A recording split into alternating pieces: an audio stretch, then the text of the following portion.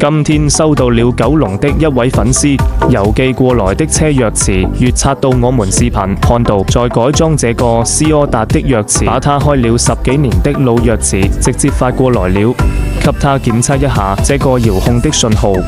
確認信號沒有問題之後，開始來拆開這個鑰匙的外殼。這個鑰匙確實是太舊了，取出這個鑰匙裡面的芯片，我們等一下來給它進行一個無損的焊接。升級液晶鑰匙主要是升級外觀、升級功能的。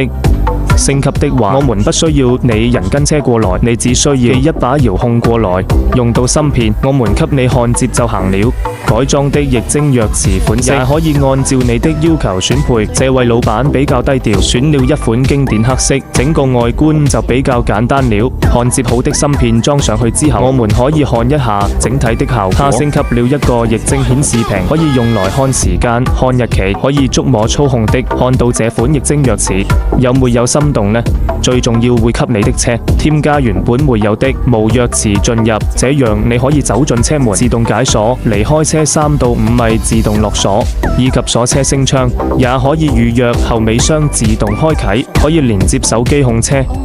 功能升級好了之後，還會再次檢測信號，因為要確保信號功能一切正常，才會給你打包發回去的。